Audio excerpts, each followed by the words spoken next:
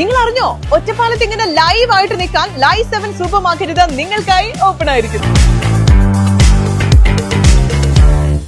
കോൺഗ്രസ് സ്ഥാനാർത്ഥി നിർണയം നടത്തിയത് വിജയസാധ്യത പരിഗണിച്ചെന്ന് block Congress president NK Jayarajan. Ottapalam നഗരസഭയിലെ 33-ാം വാർഡായ തോട്ടക്കര പോസ്റ്റ് ഓഫീസ് വാർഡിൽ കോൺഗ്രസ് നിർത്തിയ സ്ഥാനാർത്ഥിക്കെതിരെ കോൺഗ്രസിനുള്ളിൽ നിന്ന് തന്നെ അമർഷം ഉയരുന്നു. സമൂഹ മാധ്യമങ്ങളിലടക്കം പോസ്റ്റുകൾ വരികയും ചെയ്യുന്നുണ്ട്. DCC ജനറൽ സെക്രട്ടറി സത്യൻ പെരുമ്പറക്കോടിന്റെ മകൻ അഭിരാമാണ് ഈ വാർഡിൽ കോൺഗ്രസ് സ്ഥാനാർത്ഥി. അതുകൊണ്ട് തന്നെ ഇത് സത്യൻ പെരുമ്പറക്കോടിന്റെ ആധിപത്യമാണെന്ന രീതിയിലാണ് ആരോപണങ്ങൾ ഉയരുന്നത്. കഴിഞ്ഞ തവണ 6 വോട്ടുകൾക്കാണ് ഈ വാർഡിൽ സത്യൻ പെരുമ്പറക്കോടിന്റെ ഭാര്യ വിജയിച്ചത്. ഇക്കുറി ഈ വാർഡ് കോൺഗ്രസ് നിലനിർത്താൻ സാധിക്കില്ല എന്നും കോൺഗ്രസിനുള്ളിൽ നിന്ന് തന്നെ പരസ്യമായി പറയുന്നവരും ഉണ്ട്.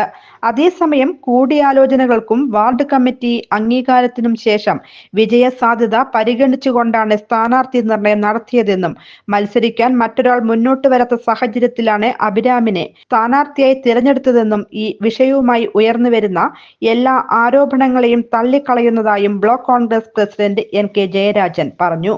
ഈ തെരഞ്ഞെടുപ്പിൽ അവിടെ സ്ഥാനാർത്ഥി നിർണയവുമായി ബന്ധപ്പെട്ട് യോഗം ചേർന്ന സമയത്ത് അവിടെ പങ്കെടുത്ത 15-16 പേര് പങ്കെടുത്തതിൽ ആർക്കും മത്സരിക്കാൻ താല്പര്യമില്ല എന്ന് അറിയിച്ചതിൻ്റെ ഭാഗമായിട്ട് ആണ് അവിടെ പുതിയ ഒരു യുവാവ് എന്ന നിലയിൽ ശ്രീ അഭിരാമിനെ നമ്മളവിടെ സ്ഥാനാർത്ഥിയാക്കിയിട്ടുള്ളത്.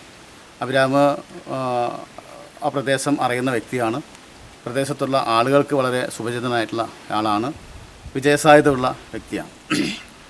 ഒരു തെരഞ്ഞെടുപ്പിൽ നഗരസഭാ തെരഞ്ഞെടുപ്പ്, പഞ്ചായത്ത് തെരഞ്ഞെടുപ്പ് എന്നൊക്കെ പറയുമ്പോൾ ആ തിരഞ്ഞെടുക്കപ്പെടുന്ന വ്യക്തി എന്ന് പറയുന്നത് പബ്ലിക്കിൻ്റെ സെർവൻ്റായിട്ട് പ്രവർത്തിക്കേണ്ട വ്യക്തിയാണ്.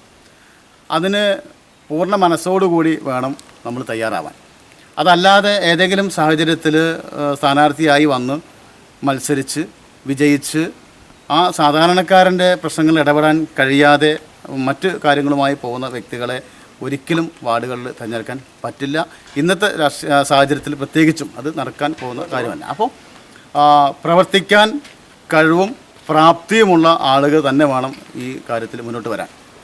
അങ്ങനെ ആ വാർഡിൽ നിന്ന് പങ്കെടുത്ത ആളുകൾക്ക് മത്സരിക്കാൻ താല്പര്യമില്ല എന്ന് പറഞ്ഞ സന്ദർഭത്തിലാണ് ശ്രീ അഭിരാമിനെ അവിടെ സ്ഥാനാർത്ഥിയാക്കുന്നത്. അതിനകത്ത് മറ്റൊന്നുമില്ല, ഒരു ആരോപണങ്ങളുമില്ല, ഈ പറയുന്ന തരത്തിലുള്ള ഒരു പ്രശ്നങ്ങളുമില്ല. അവിടെ വിജയസാധ്യത പരിഗണിച്ച് ആ വിജയസാധ്യത മാനദണ്ഡമാക്കി തന്നെയാണ് സ്ഥാനാർത്ഥി നിർണയം നടത്തിയിട്ടുള്ളത്. അതിലാർക്കും പാർട്ടിയുടെ ഒരു ഘടകത്തിലും അഭിപ്രായ ഭിന്നതകളില്ല എന്നാണ് സൂചിപ്പിക്കാനുള്ളത്.